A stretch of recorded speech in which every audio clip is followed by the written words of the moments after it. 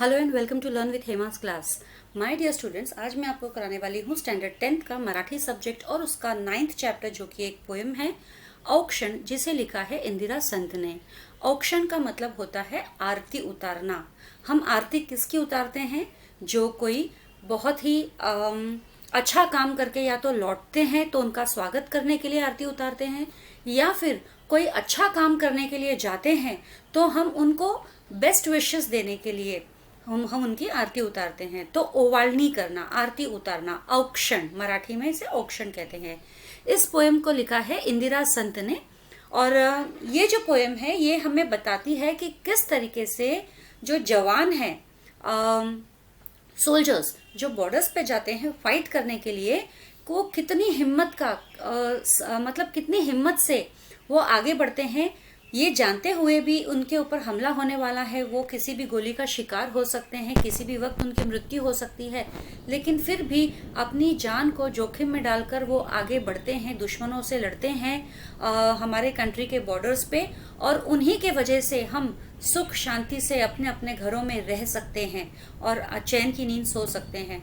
तो वो इतना बड़ा काम कर रहे हैं हमारी सुख शांति के लिए, तो हम उनको कैसे ब्लेसिंग्स दें, उनकी आरती उतारें, हम उनके ऊपर क्या क्या न्यौछावर करें। ये कवयित्री यहाँ पे बता रही है कि हम इतने छोटे हैं, हम इतने सूक्ष्म हैं कि कुछ भी हम अगर उनको अर्पण करना चाहे तो वो कम है। मतलब उनकी बहादुरी के सामने या उनकी कर्तव्य परायणता के सामने तो हमारा अगर पूरी हमारी जान भी देनी पड़ जाए तो वो भी कम है। तो ये एक ब्लेसिंग के रूप में, आशीर्वाद के रूप में ये पोइट्री है। बहुत ही ब्यूटीफुली यहाँ पे कवयित्री ने लिखा है, इंदिरा संत जी ने। क्विकली हम पढ़ते हैं, लेकिन आगे बढ़ने से पहले एक छोटी सी रिक्वेस्ट हो ये बच्चों, यदि कि आप मेरे चैनल के सब्सक्राइबर नहीं हो तो ज़रूर से सब्सक्राइब कीजिए लर्न विथ हेमा 1 को। जी हाँ, लर्न विथ हेमा 1। आप जानते होंगे कि लर्न विथ हेमा मेरा ऑलरेडी एक चैनल है जो हाल फिलहाल हैक हुआ है। मैं आशा करती हूँ वो जल्द से मुझे मिल जाए, रिट्राइव हो जाए। लेकिन मैं ये भी आशा करती हूँ कि यदि वो चैनल रिट्राइव ना हो सके तो यहाँ पर आप सभी मेरा साथ दोगे और मेरे चैनल को सब्सक्राइब करोगे और मुझे वापस उसी ऊंचाई पर पहुँचने में मदद करोगे जहाँ मैं थी, लर्न विथ हेमा पे। तो मैंने तो मेरी शुरुआत की है, तो हम आगे बढ़ते हैं। चलिए शुरू करते हैं। पहले इसका हम इंट्रोडक्शन करेंगे। सुप्रसिद्ध कवयित्री, कथाकार, ललित लेखिका, विशुद्ध भावकविता लहिणारी कवयित्री म्हणून तत्कालीन समीक्षकांनी इंदिराबाईच्या कवितेला मुक्त दाद दिली। अब यहाँ पे जो बोल रहे हैं कि इंदिरा संत जो है एक बहुत ही सुप्रसिद्ध फेमस कवयित्री है, कथाकार है। कवयित्री यानी पोइटिस है, कविताएं लिखती है। जो कथाकार है यानी कि स्टोरीज लिखते हैं। ललित लेखिका है यानी शॉर्ट स्टोरीज, ह्यूमरस स्टोरीज। विशुद्ध भाव कविता यानी कि जो इमोशन से भरे हुए, फीलिंग से भरे हुए, ऐसी वो कविताएं भी लिखती है। ऐसी कवयित्री को इनके बारे में जो उनके क्रिटिक्स है उन्होंने भी इनकी कविताओं की दाद दी है, यानी तारीफ की है। इनके कविताओं के सामने उन्होंने भी नतमस्तक होकर अपना सर झुकाया है कि वाह क्या लिखा है। प्रीती, विरह, एकाकीपणाचे दुःख आणि भावनांच्या कल्लोळ निसर्ग प्रतिमांतून भावोत्कटतेने आणि नेमक्या शब्दांमधून अभिव्यक्त करण्याची शैली हे त्यांच्या काव्याचे वैशिष्ट्य होय। अब उनकी कविताओं की विशेषता क्या है कि वो जो वर्ड्स यूज करती है वो एक एक वर्ड ऐसे लगता है जैसे बहुत सारे इमोशंस में डुबाया हुआ हो, बहुत सारे इमोशंस उनके अंदर भरे हुए रहते हैं। या नेचर के प्रति जो है एकदम जो बोलते हैं ना, हम एकदम इमोशनल होते हैं किसी के प्रति, बिल्कुल वैसे वर्ड्स जो है वो अपने कविता में यूज करती है, कविताओं में। और ये उनका प्लस पॉइंट है, ये उनका पावर है, स्ट्रेंथ है कि वो इस तरह का लैंग्वेज यूज कर सकती है जिससे हम सारे के सारे उनके इमोशंस में डूब जाए। त्यांचे मेहंदी, मृगजळ, रंगबावरी, बाहुल्या, गर्भरेशम, चितकळा, वंशकुसुम आणि निराकार है कविता संग्रह। तो ये सारे उनके पोइट्री कलेक्शंस हैं। श्यामली, कदली, चैतू हे कथा संग्रह, ये 3 जो है उनके स्टोरीज का कलेक्शन है। असे विपुल लेखन प्रसिद्ध आहे। त्यांच्या गर्भ रेशमी या कविता संग्रहाला साहित्य अकादमीचा पुरस्कार मिळाला आहे और उनकी ये जो पोइट्री कलेक्शन है बुक गर्भ रेशम, तो इस बुक के लिए उन्हें साहित्य अकादमी का अवार्ड मिला है, मतलब लिटरेरी अवार्ड मिला है उनको इस बुक के लिए।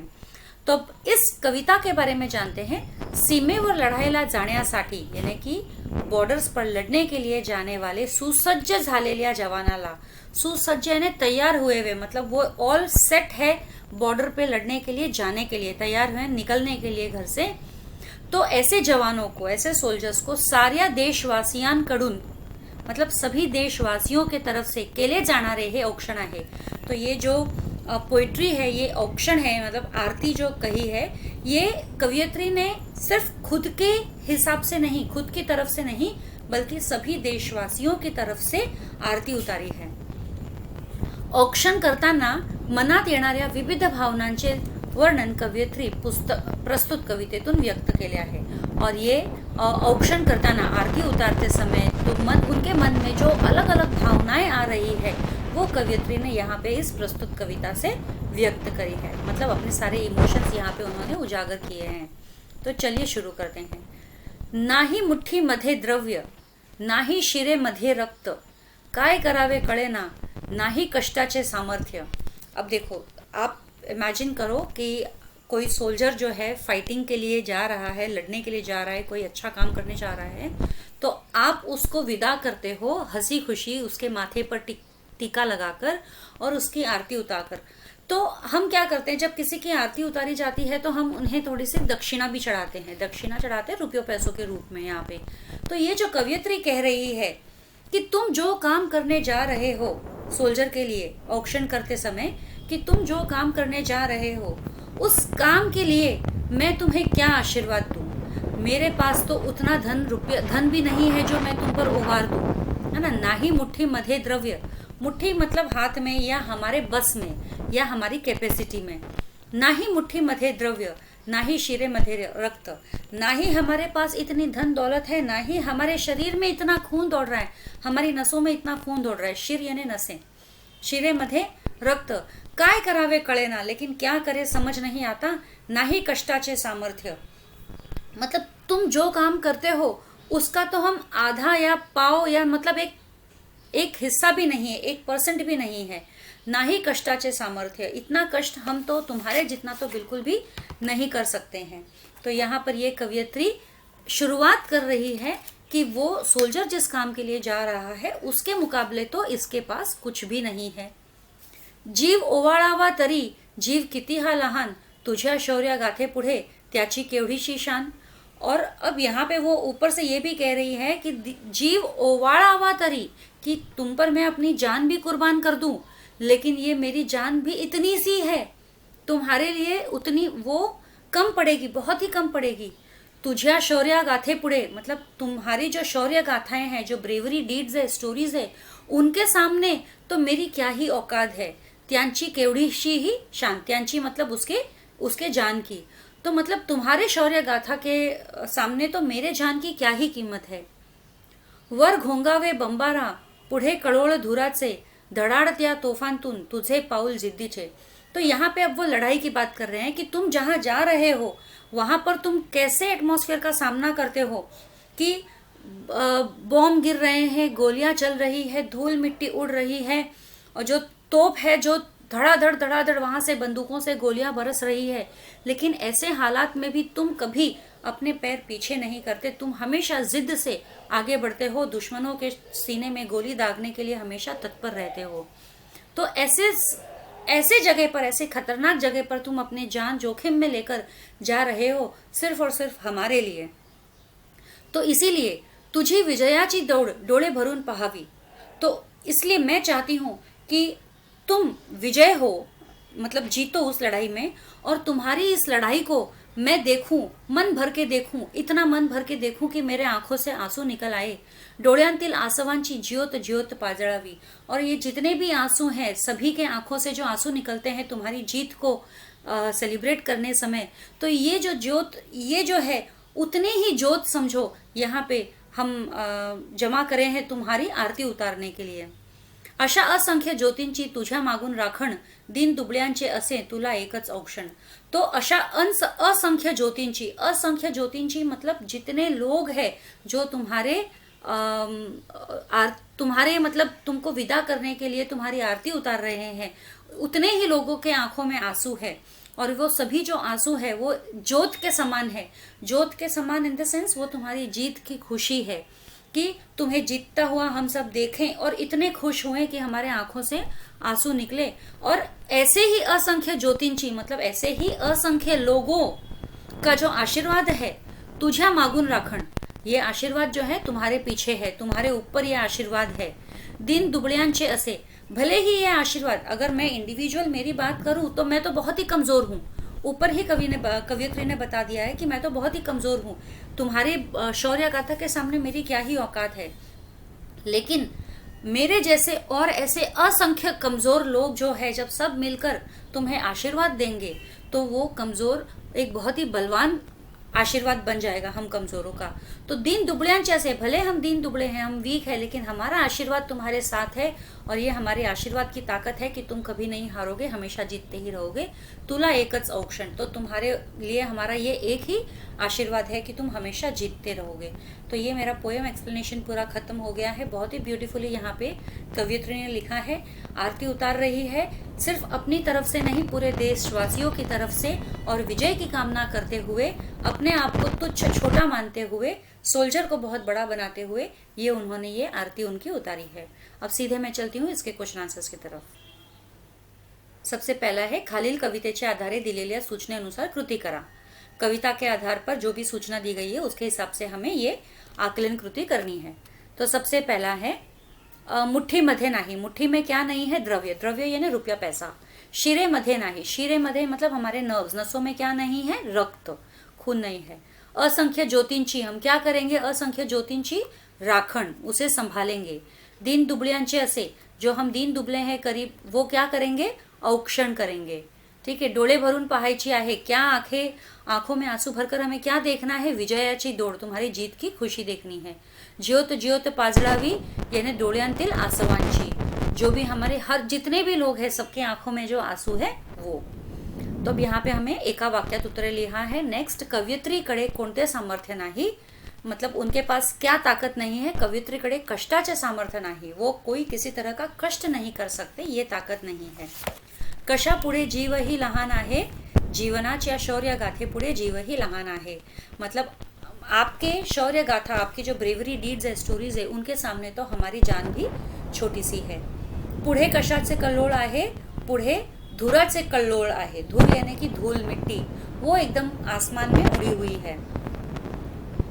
धडाडत्या तोफांतून काय पुढे पड़त आहे, धडाडत्या तोफांतून यानी कि जो गोलियां हैं वहां से, बंदूकें हैं, तोफ यानी यहाँ के बंदूकें बोल रहे हैं। धडाडत्या तोफांतून यानी कि धड़ धड़ धड़ धड़ ऐसे बंदूकों से क्या पुढे पड़ता है, क्या आगे बढ़ रहे हैं उनके सामने।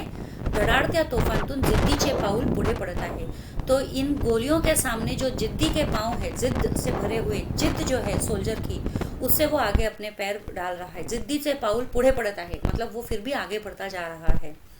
जवानांचे रक्षण कसे होणार आहे, जवानांचे रक्षण असंख्य ज्योतींनी होणार आहे। असंख्य ज्योतींनी यानी कि इनन्यूमरेबल जो हैंड्स है उनसे, उनके होने वाले हैं, आंसुओं से सब उनको ब्लेस कर रहे हैं अपने हैंड से। दीन दुबळ्यांचे उत्तर येईल असा प्रश्न तैयार करा, तो मतलब यहाँ पे ऐसा क्वेश्चन तैयार करना है जिसका आंसर हमको दीन दुबळ्यांचे आएगा। तो जवानाला कोणाचे औक्षण आहे असे कवयित्री सांगते, किसका औक्षण है जवानों को, ऐसे कवयित्री कहते हैं। आकलन कृति, समान अर्थाच्या काव्य पंक्ति शोधून लिहा। तो अभी हमें देखना है कि समान अर्थ का जो लाइन में मीनिंग दिया गया है उससे रिलेटेड जो मीनिंग है पोइट्री में, उसका हमें लाइन ढूंढना है।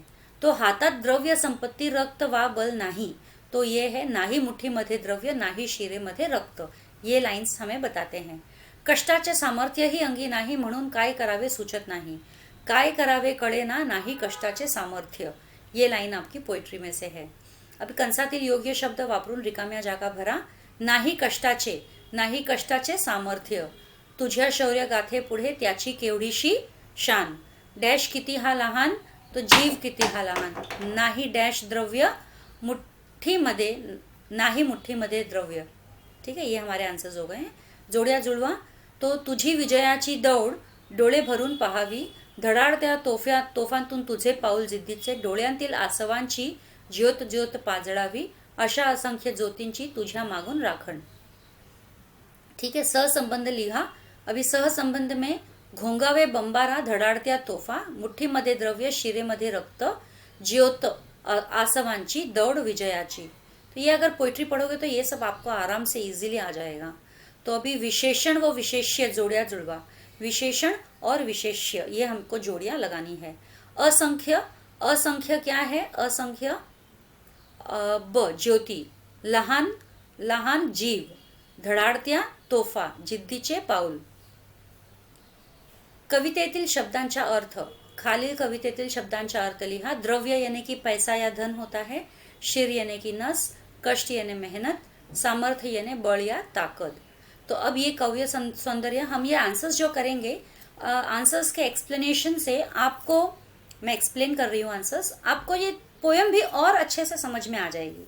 ठीक है, आप चाहो तो इनको शॉर्टकट में लिख सकते हो आंसर्स अपने ओन लैंग्वेज में, अगर आपको लिखना आता है मराठी तो. नहीं तो मिलता जुलता कुछ भी आप लिख सकते हो, बट इसका मीनिंग अगर आपको समझ में आए तो आप अपने ओन वर्ड्स में भी लिख सकते हो.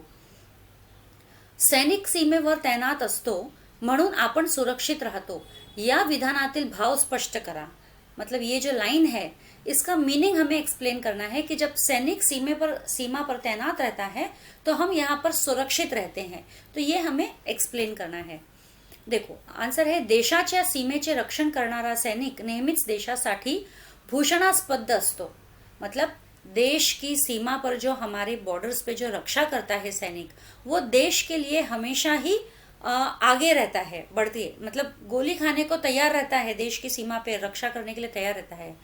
त्याच्या देश रक्षणाच्या कर्तव्यामुळे देशातील नागरिक सुखांची झोप घेऊ शकतात. और ये जो उसका रिस्पॉन्सिबिलिटी है, कर्तव्य है, काम है कि जो देश की रक्षा करना है, उसके कारण हम देशवासी जो है आराम से हैप्पीली, सुख की नींद हम सोते हैं. अन्यथा परकीय आक्रमण, लढाई या संकटामुळे आपली सुरक्षितता धोक्यात आली असती. क्योंकि अगर वो सीमे पर हमारे सैनिक नहीं खड़े होते तो शायद हमेशा हमेशा ही हमें ये डर सताता कि कब कौन हम पर अटैक कर दे, है ना, हम पर धावा बोल दे. तो ये डर से हम कभी भी एक सुरक्षित महसूस नहीं कर पाते थे. तो हमारी जो सिक्योरिटी है वो हमेशा ही खतरे में रहती थी. ऊन, पाऊस, थंडी याला सामोरे जाऊन देश रक्षण हेच त्याचे ध्येय असते. तो चाहे देखो अभी धूप हो, गर्मी हो, बारिश हो, ठंडी हो, कुछ भी हो, जो सैनिक जो सीमा पार वहां पर खड़ा है हमारी रक्षा के लिए, वो हर वक्त वहां पर खड़ा ही रहता है, चाहे कैसा ही मौसम हो. मौसम भले बदलते रहते हैं लेकिन वो अपना कर्तव्य नहीं बदलते. जीवावार उदार होऊन ते सीमेवर न डगमगता उभे असतात. मतलब अपने जान को जोखम में डालते हुए, जान को कुर्बान करने के लिए भी अगर वो तैयार है, अगर हमारी रक्षा करने के लिए उसे अपनी जान की कुर्बानी देनी पड़े तो उसके लिए भी वो तैयार है. वो बिल्कुल नहीं डगमगाते. त्यांचे कुटुंब, मुले, बाळे यांना ते महीनों महीने भेटत नहीं.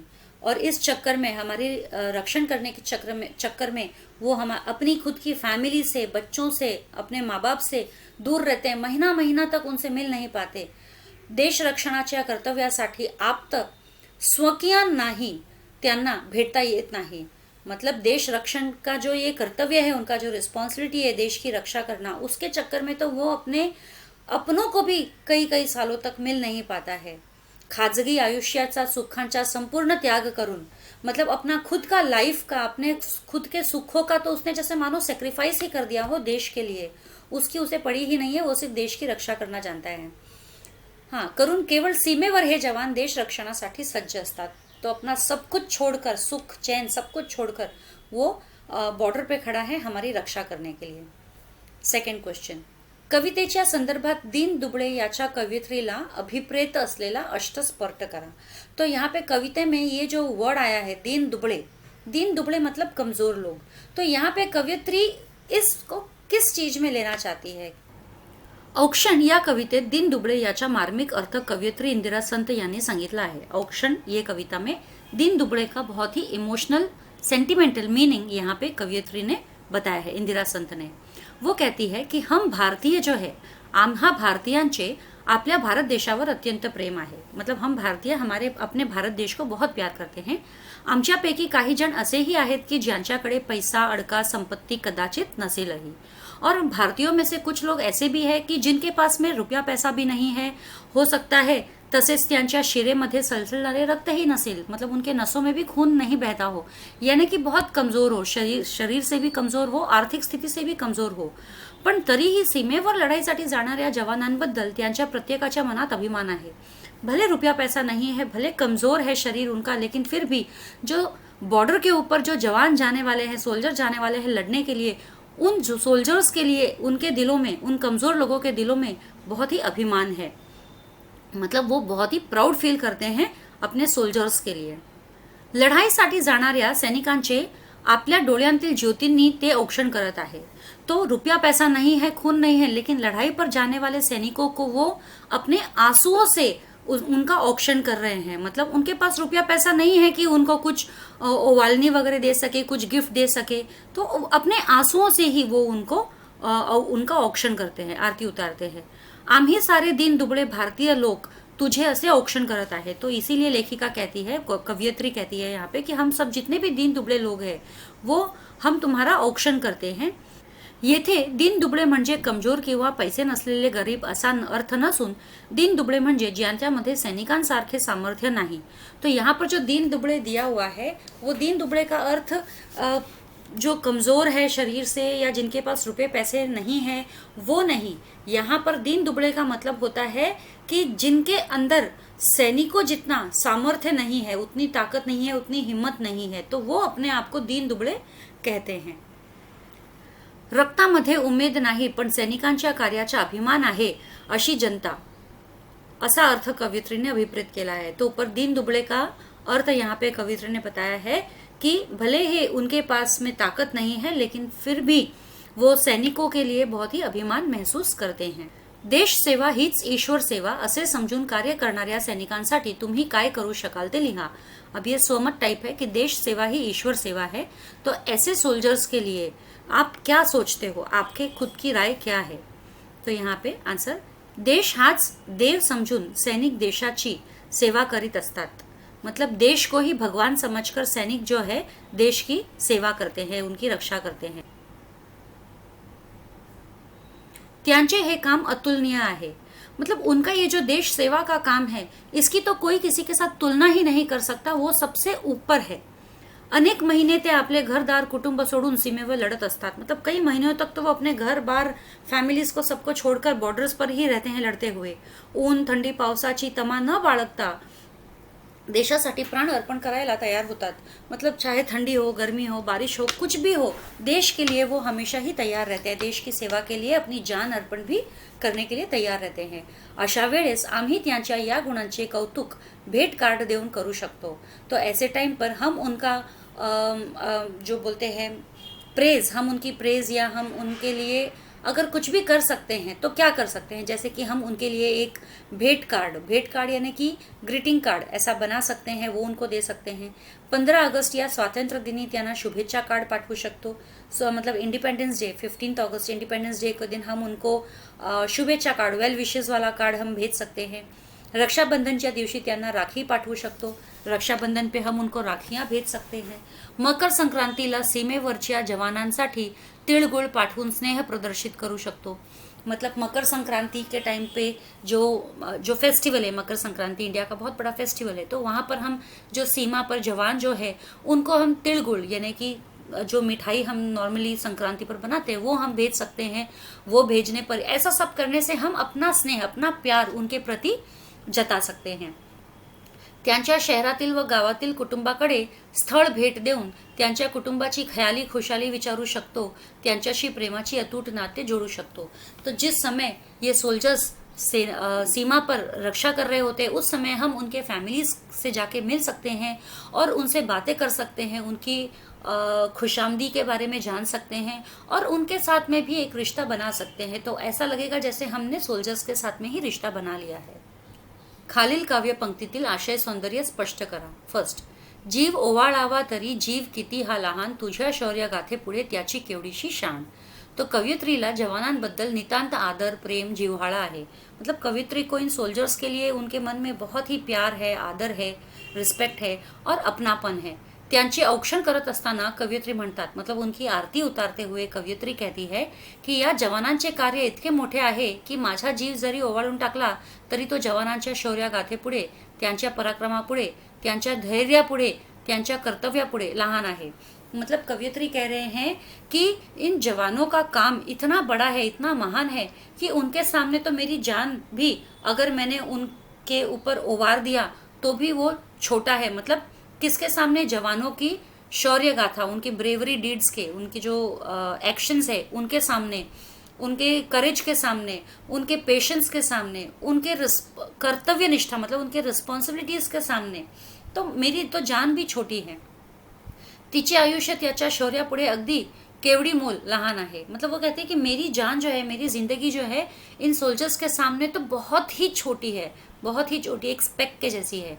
जवानाची शौर्यगाथा इतकी महान आहे की त्या शौर्यगाथेपुढे आपल्या सामान्य जीवाची काय शान असणार.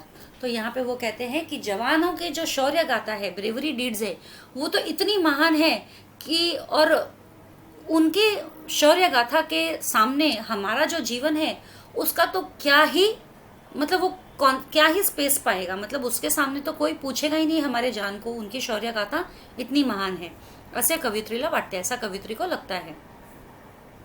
अशा असंख्य ज्योतींची तुझ्या मागून राखण दीन दुबळ्यांची असे तुला एकच औक्षण. इनके मीनिंग अभी हम करेंगे. औक्षण या कवितेत दीन दुबळे याचा मार्मिक अर्थ कवयित्री इंदिरा संत यांनी सांगितला आहे. औक्षण का बहुत ही इमोशनल मीनिंग यहाँ पे कवयित्री ने दिया है, इंदिरा संत ने. आम्हा भारतीयांचे आपले भारत देशावर अत्यंत प्रेम आहे, की हम सभी भारतीय अपने भारत देश को प्यार करते हैं. आमच्यापैकी काही जण असेही आहेत की ज्यांच्याकडे पैसा, अडका, संपत्ती कदाचित नसेलही. हम भारतीयों में से ऐसे बहुत लोग हैं जिनके पास में रुपया पैसा नहीं है ना. तसेच त्यांच्या शिरेमध्ये सलसलणारे रक्तही नसेल. वैसे ही वो शायद बॉडी वाइज भी कमजोर है, मतलब उनके नसों में इतना खून नहीं दौड़ता हो. पण तरीही सीमेवर लढाईसाठी जाणाऱ्या जवानांबद्दल त्यांच्या प्रत्येकाच्या मनात अभिमान आहे. भले ही कमजोर है, भले ही गरीब है, लेकिन फिर भी सीमा पर लड़ाई करने के लिए जाने वाले जवानों के लिए उनके मन में बहुत ही अभिमान है. लढाईसाठी जाणाऱ्या सैनिकांचे आपल्या डोळ्यांतील ज्योतींनी ते औक्षण करत आहे. और ऐसे लोग जो कमजोर लोग हैं, मतलब जो इतने बलवान नहीं है, रुपयों पैसों से ही नहीं, शरीर से भी नहीं, तो ये लोग जो है लड़ाई पे जाने वाले सोल्जर्स को अपने आंखों की ज्योति से औक्षण कर रहे हैं, आंखों की ज्योति से, अपने आंसुओं से औक्षण कर रहे हैं. आम्ही सारे दीन दुबळे भारतीय लोग तुझे असे औक्षण करत आहे. हम सभी दीन दुबला मतलब कमजोर भारतीय लोग जो है तुम्हारे अपने आंसुओं से औक्षण कर रहे हैं. येथे दीन दुबळे म्हणजे कमजोर किंवा पैसे नसलेले गरीब असा अर्थ नसून दीन दुबळे म्हणजे ज्यांच्यामध्ये सैनिकांसारखे सामर्थ्य नहीं. तो यहाँ पे दीन दुबळे का मतलब भी उन्होंने वापस से बताया है. मैंने ऊपर आपको आंसर में ये ऑलरेडी एक्सप्लेन किया है. रक्तामध्ये उमेद नाही पण सैनिकांच्या कार्याचा अभिमान आहे अशी जनता, असा अर्थ कवयित्रीला अभिप्रेत आहे. ये पूरा मैंने ऊपर आंसर एक्सप्लेन किया है, दूसरी बार आ गया है. वर घोंगावे बंबारा, पुढे कळवळ धुरांचे, धडाडत्या तोफांतून तुझे पाऊल जिद्दीचे. तो यहाँ पर सीमेवर लढायला जाण्यासाठी सुसज्ज झालेल्या जवानांना त्यांच्या देशवासियांकडून औक्षण केले जात आहे. ये आपका जो इंट्रोडक्शन पार्ट हम लिखते हैं वो है. सीमेवर यानी कि सीमा पर लड़ाई के लिए जाने वाले जो तैयार हुए जो सोल्जर्स है, तो उन सोल्जर्स को देशवासियों की तरफ से जो उनकी आरती उतारी जाती है उसके बारे में ये बताया गया है. याचे इंदिरा संत यांनी अत्यंत हृदय द्रावक वर्णन केले आहे. यहाँ पे इंदिरा संत ने उनका बहुत ही इमोशनली इनका वर्णन किया है. युद्ध भूमि तो शस्त्रांच्या तोफांच्या भडीमार आहे. मतलब युद्ध भूमि पर जब भी जाते हैं तो वहाँ पर शस्त्र, तोप, मतलब तलवारें जो काटने के लिए काम आती है, या बंदूकें, तोप कंटिन्यूस चालू ही रहता है युद्ध भूमि पर. ये सारी चीज़ें जो एक दूसरे को मारने करने के लिए इन हथियारों का इस्तेमाल हुआ जाता है. अशा वेळेस जवानांच्या मागे पुढे खाली वर सर्वत्र बंदुकीच्या गोळ्या झाडल्या जातात. तो ऐसे समय पर जब जवान जहाँ खड़े होते हैं वहाँ पर उनको चारों तरफ से गोलियां उनके सामना उनको करना पड़ता है. वो ऐसे आगे पीछे ऊपर नीचे सब जगह से उनके ऊपर आक्रमण होता है, तो उनको सामना करना पड़ता है. तोहफा डाला जाता है, मतलब बंदूकें चलाई जाती है, गोलियां उनके सीने में दागी जाती है, त्याचे कर्कश आवाज आहेत। और क्योंकि ये जो ऑफकोर्स गोलियों की आवाज़ है, बंदूकें जो चलती है, तोपें चलती है, तलवारें, ये सब का आवाज़ बहुत ही कर्कश है। कर्कश ये यानी कि बिल्कुल दिल को अच्छा ना लगने वाला ऐसा आवाज होता है युद्ध भूमि पर। दारू गोळ्यांच्या स्फोट व धुरांचे कळोळ आकाशात दिसत असते। तो दारू गोलियां यानी कि बॉम्ब एक्सप्लोजन्स है, या बंदूकें चलने का, या फिर तोप चलने का, तो ये जो एक्सप्लोजिव्स का जो धमाका होता है तो वो भी दिखता रहता है वहाँ पे, और साथ ही साथ धूल मिट्टी भी काफ़ी उड़ती रहती है आकाश में।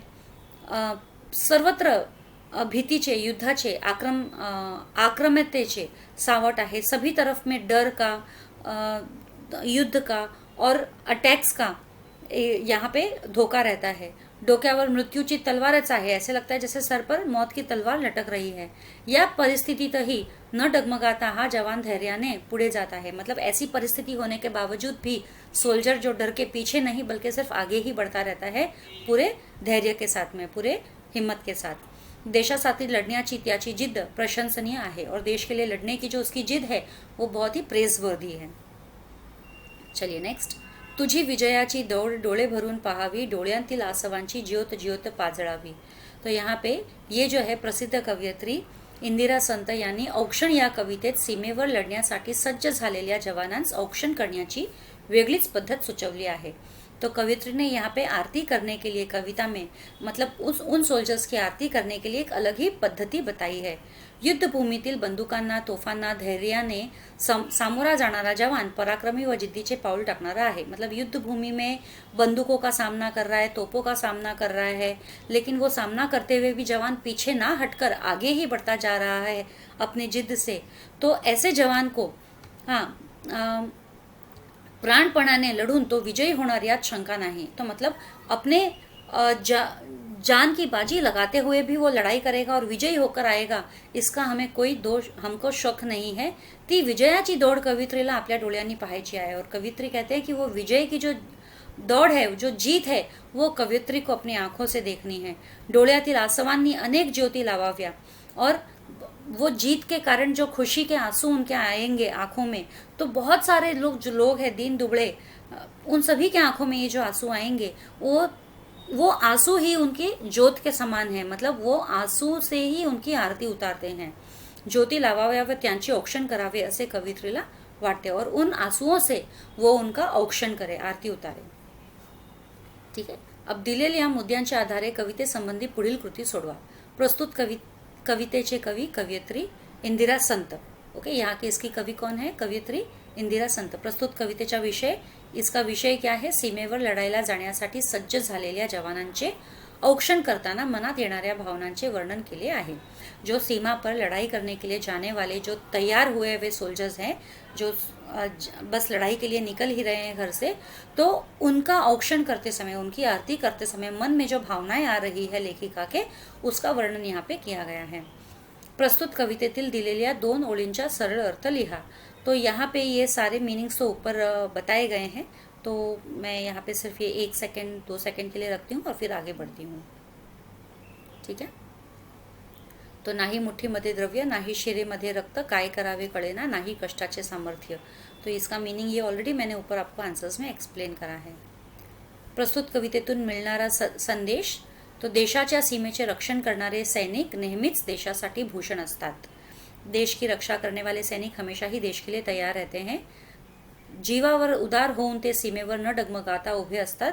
अपनी जान की बाजी की परवाह न करते हुए वो सीमा पर, बॉर्डर पर खड़े रहते हैं। वो अपने परिवार से, अपने बच्चों से, इन सभी से महीनों महीनों तक नहीं मिलते हैं, और वो देश की रक्षा करने के लिए, इस कर्तव्य का रक्षा करने के लिए हमेशा तत्पर रहते हैं। और उनके इसी तत्परता की वजह से, उनकी इसी रिस्पॉन्सिबिलिटी की वजह से हम जो है देशवासी जो है सुख की नींद ले सकते हैं, और सण उत्सव साजरे करू सकते हैं। मतलब हम हमारे फेस्टिवल्स सेलिब्रेट कर सकते हैं। असा या सैनिकांच्या पाठीशी आपण भक्तपणे उभे राहिले पाहिजे। तो इसीलिए, क्योंकि हम हमारी आज़ादी से ज़िंदगी जी पाते हैं, इसी वजह से, इन सैनिकों की वजह से जी पाते हैं, इसीलिए हम इन सैनिकों का हमेशा ही हमें सपोर्ट करना चाहिए। तसेच त्यांचा आदर कौतुक करून त्यांच्या कार्याचा आपण नेहमीच अभिमान बाळगला पाहिजे और हमेशा उनका आदर और सम्मान करना चाहिए और हमेशा उनके ऊपर हमें अभिमान होना चाहिए, असा संदेश आपल्याला मिळतो. नेक्स्ट, प्रस्तुत कविता आवडण्याची व न आवडण्याची कारण. तो यहाँ पे औक्षण या इंदिरा संत यांची कविता मला खूप आवडली आहे. त्याचे मुख्य कारण म्हणजे कवित्रीने चित्रदर्शी वर्णन यानी कि विजुअल इमेज यहाँ पे हमें क्रिएट किया है कि हम विजुअली इमॅजिन कर सकते हैं ये पोइट्री के हिसाब से. त्यांच्या शब्दांमधून युद्धभूमीवरचे चित्र हुबेहूब डोळ्यांसमोर उभे राहते. मतलब वो जो शब्द बोल रहे हैं तो युद्धभूमि पर का चित्र, मतलब ऐसे फील्ड का, एक बैटल फील्ड का पूरा एक इमेज हमारे आंखों के सामने आ जाता है. युद्धभूमीवर शत्रूशी लढायला जाण्यासाठी सज्ज झालेल्या आपल्या जवानांचे औक्षण करताना कवित्रीच्या मनात आलेल्या भावना या केवळ तिच्या भावना नाहीत तर प्रत्येक भारतीयांच्या भावना आहे. तो युद्धभूमि पर जाने वाले जवान की जब वो आरती उतारते समय जो अपने फीलिंग्स यहाँ पे व्यक्त कर रही है, तो कवित्री कहती है वो केवल उनकी खुद की फीलिंग्स नहीं है बल्कि सभी देशवासियों की ये फीलिंग्स है. डोळ्यांतील आसवे असंख्य ज्योति और इतने जो इनन्यूमरेबल इंडियंस है, अनगिनत इंडियंस है जो उनकी आरती करने के लिए खड़े हैं यहाँ पे, तो वो उनके आंखों के आंसुओं से वो उनकी आरती करते हैं. अशी प्रतिमा वापरून अपेक्षित परिणाम त्यांनी साधला आहे. ठीक है, तो अब हम यहाँ पे प्रस्तुत कवितेतील शब्दांचे अर्थ. जीव प्राण, विजय यानी जीत यश, दौड़ यानी धाव, डोळे यानी नयन. तो इसके साथ ही मेरा ये वाला आज का जो पोएम एक्सप्लेनेशन और क्वेश्चन आंसर से दोनों खत्म हो गए. आशा करती हूँ आपको सही लगे. सब्सक्राइब ज़रूर कीजिए चैनल को. अगले वीडियो में जल्द ही मिलेंगे. तब तक के लिए stay safe, stay secure. Thank you.